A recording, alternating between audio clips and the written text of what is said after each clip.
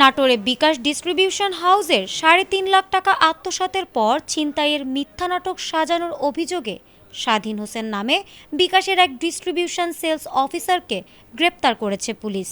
Police জানায়, গত ১ জুলাই বিভিন্ন এজেন্ট পয়েন্টের লেনদেনের জন্য তাকে নগদ ২ লাখ ও বিকাশ হিসাবের মাধ্যমে ১,৫০,০০০ টাকার ব্যালেন্স দেওয়া হয়।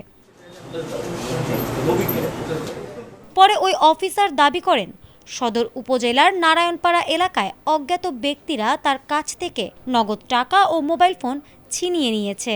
তবে ঘটনাস্থল ও বিভিন্ন তথ্য প্রমাণ বিশ্লেষণ করে পুলিশ জানায়, কোনো ছিনতাইয়ের ঘটনাই ঘটেনি। জিজ্ঞাসাবাদে অভিযুক্ত স্বীকার করেন, জুয়া খেলে টাকা হারিয়ে আত্মসাতের ঘটনা আড়াল করতে তিনি ছিনতাইয়ের মিথ্যা গল্প সাজিয়েছিলেন।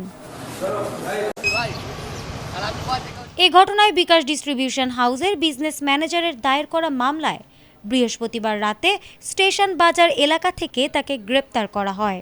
নাটোরের অতিরিক্ত পুলিশ সুপার ইফতেখায়ের আলম জানান, আত্মসাৎকৃত অর্থ উদ্ধারে এবং ঘটনার সঙ্গে অন্য কেউ জড়িত আছে কিনা তা খতিয়ে দেখতে তদন্ত অব্যাহত রয়েছে। আমাদের নাটোর একটি বিকাশ ডিস্ট্রিবিউশনের একজন ডিস্ট্রিবিউশন সেলস অফিসার যার নাম মোহাম্মদ স্বাধীন, তার নিকট হতে নাটোর সদর থানাতে কাপুরিয়া এলাকা থেকে ছিনতাইয়ের ঘটনা ঘটে এরকম একটি আমাদের কাছে প্রাথমিক অভিযোগ আসে। ২-৩ জন দুষ্কৃতিকারী ছিনতাই করে মর্মে তারা জানায়।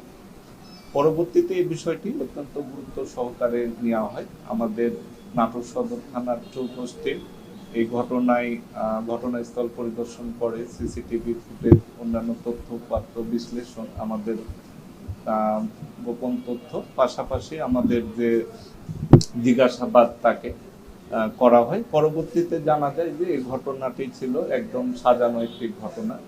মোহাম্মদ স্বাধীন ইনি অনলাইন জুয়া খেলায় আসক্ত। এই জুয়া খেলায় তিনি এই ৩.৫ লাখ টাকা খুইয়েছেন।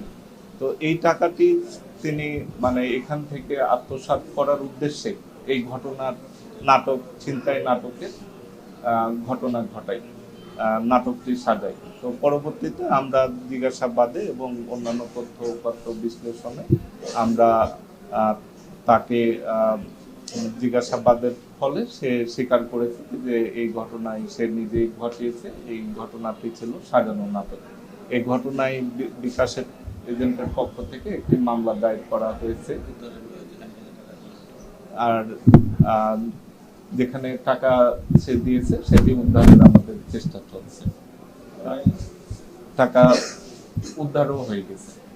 তো আমাদের এই ঘটনায় তাকে আমরা আটক দেখাচ্ছি এবং তার বিরুদ্ধে নিয়মিত মামলা রুজু হয়েছে। তাকে আমরা বিজ্ঞ আদালতে সোপর্দ করব।